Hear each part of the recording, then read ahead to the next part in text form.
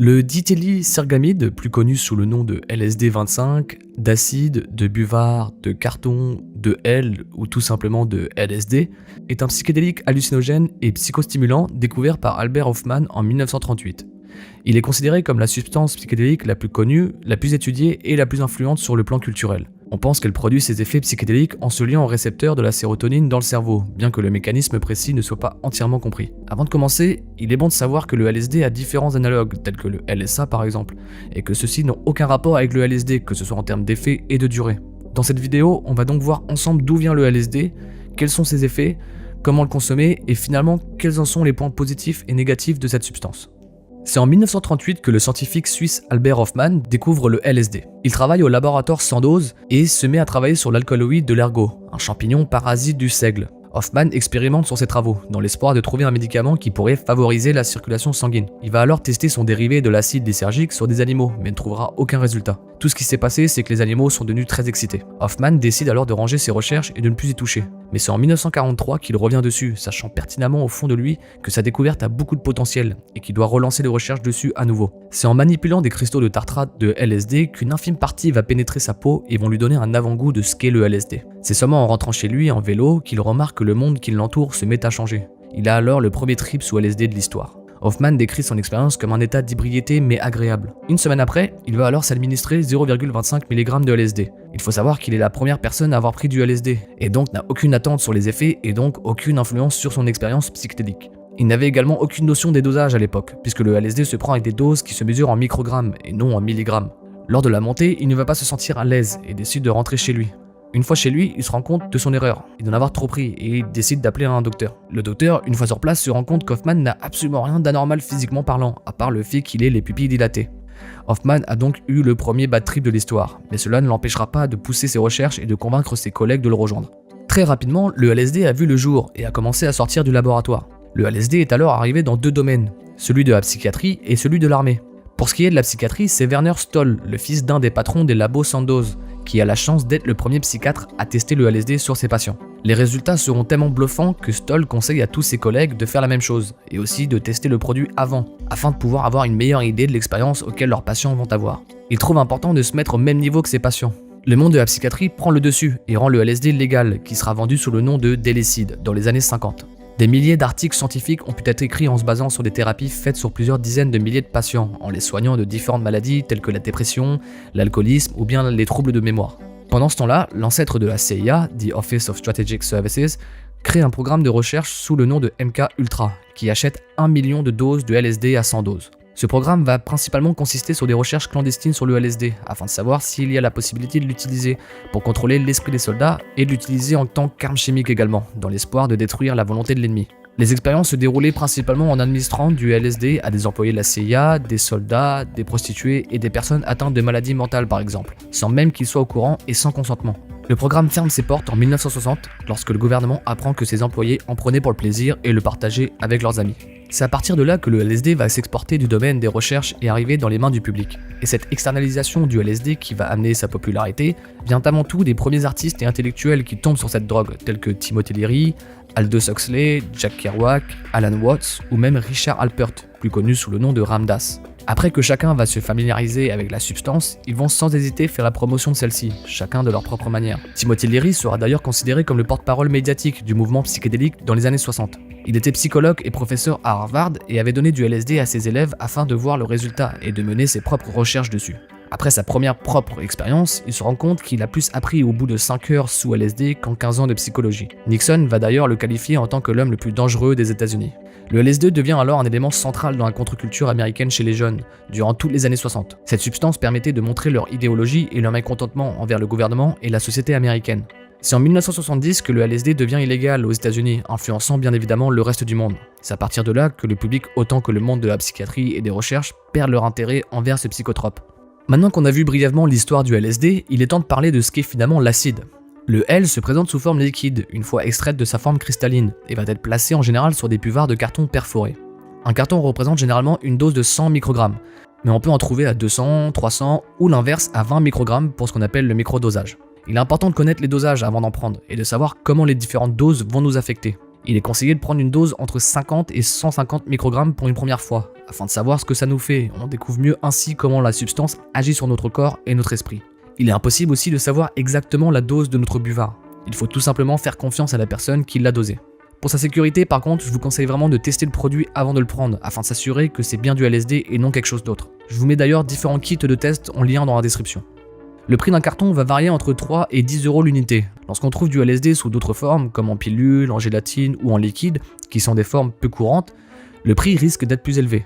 Il est intéressant de voir que de nombreux vendeurs sur le Deep Web vont également vendre des cartons à l'unité à un prix très bas, voire même gratuitement, afin de pouvoir donner un avant-goût de leur produit pour le client, mais aussi un avant-goût de ce qu'est le LSD. Pour pouvoir produire du LSD, il faut être un chimiste extrêmement expérimenté, et je vous déconseille à tous d'essayer de reproduire du LSD, parce qu'il est impossible de trouver la vraie recette de fabrication en ligne. A l'inverse de la DMT, le LSD présente de la tolérance, et il est conseillé de bien espacer chaque prise toutes les 2 à 4 semaines environ minimum. Une fois qu'on a le produit, il suffit tout simplement de le placer sur la langue et de l'avaler. J'en ai déjà parlé dans la vidéo sur la DMT, mais avant de prendre des psychédéliques, il y a ce qui s'appelle le set and setting, l'environnement et notre état d'esprit.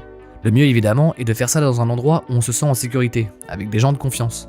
Pour ce qui est de notre état d'esprit, il faut entrer dans l'expérience avec une intention, en sachant pourquoi on le fait et quelles en sont nos attentes. Il ne faut pas se forcer sous aucun prétexte et tout simplement se détendre et ne pas s'inquiéter, ne penser à rien. Le fait de boire un petit peu lors de la montée, comme une bière ou deux, peut aider à se décontracter et à être moins anxieux et du coup plus réceptif aux effets. Bien sûr, tout dépend de vous et de votre intérêt. Je ne vous dis pas qu'il faut absolument boire de l'alcool. C'est juste une option parmi tant d'autres pour décompresser. Méditer est une toute autre option également qui fonctionne très bien et peut être encore plus utile finalement. Tout dépend de vous et de ce qui marche le mieux pour décompresser. Le fait d'avoir quelqu'un avec un minimum d'expérience est aussi très bénéfique et toujours plus rassurant. Et je conseille à tout le monde d'avoir un trip-sitter avec eux, surtout lors des premières expériences avec des psychédéliques. C'est probablement le meilleur moyen de réduire les risques liés aux événements mentaux et physiques indésirables.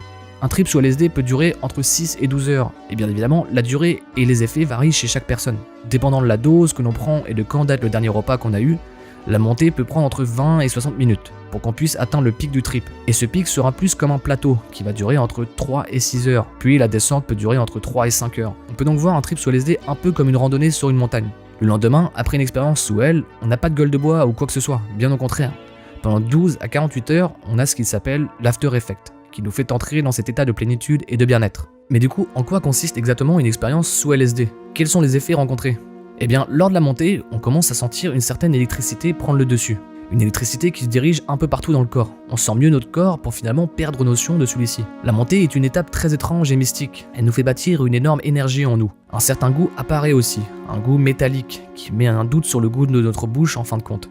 Est-ce que le LSD n'est pas juste là pour montrer le vrai goût de notre bouche, puisque celui-ci va accentuer ce qui existe déjà et nous permettre de se focaliser sur le moment présent? Lors de la montée, on peut aussi sentir une certaine nausée, ce qui est normal, mais ça reste un effet peu courant. Et il est conseillé de ne pas manger juste avant une prise de LSD. Une fois la montée terminée, on atteint le pic, qui devient alors ce plateau qui se déroule sur quelques heures. À ce moment-là, toute l'énergie que le LSD a à nous offrir est présente, et on a cette boule d'énergie en nous qu'il faut rediriger quelque part. Et c'est en s'adaptant à notre environnement qu'on va la partager avec le monde.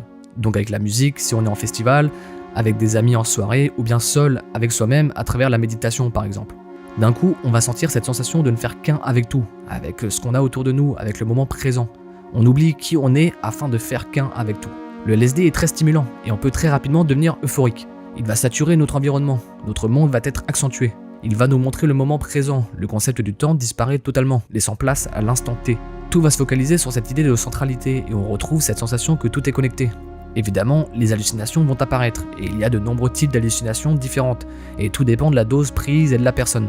D'ailleurs, beaucoup de personnes ressortent d'une expérience sous LSD surpris de ne pas avoir eu d'hallucinations visuelles. C'est tout à fait normal et il ne faut pas être déçu. Il faut voir ça comme un avantage, vous permettant de vous focaliser sur le reste de l'expérience. Le LSD, lors du pic, offre de nombreuses émotions. On est submergé d'émotions d'un coup en même temps. Cet océan d'émotions et de sensations peut nous emmener dans un état très spirituel et transpersonnel. Le LSD permet de se découvrir et de découvrir le monde qui nous entoure à nouveau. On rend l'ordinaire extraordinaire. Et pour revenir aux hallucinations, elles vont cohabiter avec ce que l'on voit. On a cette impression d'inviter d'autres dimensions parmi notre monde. On peut voir la géométrie dans chaque chose et chaque concept, que ce soit visuellement ou non. Je vais sûrement faire une vidéo dédiée aux différentes hallucinations que l'on rencontre sous psychédélique d'ailleurs, tellement le sujet est vaste. Parmi elles, on peut retrouver des changements de couleurs et la saturation de couleurs aussi. La reconnaissance de formes comme des yeux sur les arbres, des diffractions, des tracers, la déformation d'un sujet et j'en passe. Notre vision devient plus nette aussi sous psychédélique, et elle est aussi moins sensible à la lumière, ce qui vient sûrement de la dilatation des pupilles. On va aussi retrouver sous elle les hallucinations internes. C'est en fermant les yeux qu'on va s'ouvrir à des mondes sans limite. On retrouve notre esprit qui divague et se laisse guider par les hallucinations. On a cette impression de voir l'infini dans l'infini. On va avoir tout type d'hallucinations et de scénarios qui se créent, comme des récursions, des fractales ou même des motifs qui peuvent faire penser à ceux des Shipibo ou à des labyrinthes. Les hallucinations internes peuvent aller d'un style à un autre, comme celui d'un film d'animation à quelque chose de très net et réaliste. C'est comme si à chaque fois que vous fermiez les yeux, vous entrez dans un rêve qui a un sens, qui a une raison d'être. Lorsqu'on a fini avec le pic, on commence à redescendre doucement, sans trop s'en rendre compte d'ailleurs. Graduellement, on redécouvre notre monde. On ressent une certaine chaleur au niveau du cœur, qui donne cette impression de cocon. On est bien, on est dans un état de plénitude, de bien-être, où tout va pour le mieux. La faim qui avait disparu revient petit à petit, et on apprécie encore plus les saveurs. Et ça joue aussi avec le reste, comme la musique par exemple. Lors de la descente, on se met plus facilement à parler de notre expérience, de ce qu'on a ressenti, et il y a cette idée de pensée conceptuelle qui se dégage et qu'on ne veut que partager avec notre entourage. La créativité est un autre effet de la descente, où on veut partager ce qu'on en a vu et ce qu'on en a vécu, ce qui peut donner une certaine motivation dans un sens, comme si on voulait recommencer quelque chose à zéro. Comme je l'ai dit à l'instant, on a cette sensation de plénitude lors de la descente, et cet effet peut durer très longtemps et peut nous rendre plus empathiques, moins anxieux et plus ouverts au monde. On va être bien et on désire moins les choses qui ne vont pas être nécessaires. Et on se rend compte que finalement, on tente de recréer cet effet-là quotidiennement, grâce à ce que le monde nous offre déjà, à travers par exemple des massages, le thalassothérapie, la méditation, etc., etc. À travers une expérience sous LSD, il y a cette idée d'unité et d'interconnectivité avec soi-même et le monde qui nous entoure. Il ne faut pas oublier qu'il est possible aussi de faire ce qu'on appelle un bad trip. Lorsque ça arrive, il faut faire de son mieux pour ne pas paniquer, et il faut se rappeler que tout a une fin, et que les effets vont redescendre et disparaître. Si vous faites un bad trip, n'hésitez pas à le mentionner à quelqu'un à qui vous faites confiance, et d'essayer de vous exprimer le plus clairement et sereinement possible. Si vous avez la possibilité de vous isoler aussi, et de changer d'environnement dans un endroit plus calme, surtout n'hésitez pas. Le LSD augmente notre immersion, et peut nous faire changer d'émotion très rapidement. Et si on ne se sent pas à l'aise, cette émotion va s'accentuer. Un bad trip peut créer une certaine anxiété, même si cela reste rare, et il est bien évidemment déconseillé de consommer de l'alcool ou du cannabis lors d'un bad trip. Le fait d'avoir une révélation personnelle, une expérience spirituelle non voulue, d'avoir un flashback ou un souvenir qu'on voulait oublier, ou même juste être bloqué dans une boucle de pensée sont des raisons ou des causes pour un bad trip. Et un des meilleurs moyens pour résoudre ce problème est en lâchant prise. Ça peut être compliqué pour certains, surtout lors d'un bad trip, mais c'est en lâchant prise qu'on se libère finalement de tout. La séquence de Blanche-Neige qui court dans la forêt alors qu'elle se fait courser par le chasseur est un bon exemple d'un bad trip. Les couleurs vives d'un Disney banal disparaissent et laissent place à un monde sombre et angoissant. Les psychologues Robert Masters et Jean Houston expliquent dans leur livre Les variétés d'une expérience psychédélique que l'anxiété agit sur la perception visuelle pour modifier l'environnement, qui engendre alors, en tant que percepte, encore plus d'inquiétude. C'est pour ça qu'il est toujours préférable de prendre des substances psychédéliques avec quelqu'un qui a un minimum d'expérience, afin de pouvoir nous guider lors des pires moments, autant que les bons. Les utilisateurs de LSD trouvent beaucoup de points positifs, autant que les recherches scientifiques, psychiatriques et spirituelles ont démontré ses bénéfices. Les principaux problèmes de santé liés à la consommation de LSD concernent la santé psychologique plutôt que le risque de dommages physiques au corps ou au cerveau. Le docteur David Nichols, qui est le directeur d'un des meilleurs laboratoires de recherche sur le LSD, explique que rien ne prouve que l'un des hallucinogènes, même le très puissant LSD semi-synthétique, endommage un organe du corps humain. Les hallucinogènes ne provoquent pas de changements potentiellement mortels dans les fonctions cardiovasculaires, rénales ou hépatiques, parce qu'ils ont peu ou pas d'affinité avec les récepteurs biologiques. Aujourd'hui, aucun décès n'a été enregistré dû à la prise de LSD. Celui-ci n'a aucune toxicité, ne présente aucune forme d'addiction, et il n'est pas possible de faire d'overdose sous LSD. Cependant, comme toutes les drogues psychoactives, le LSD peut induire des altérations cognitives et émotionnelles qui peuvent grandement affecter le comportement. Les psychédéliques, comme le LSD, peuvent provoquer des changements puissants et inattendus dans la pensée et la perception.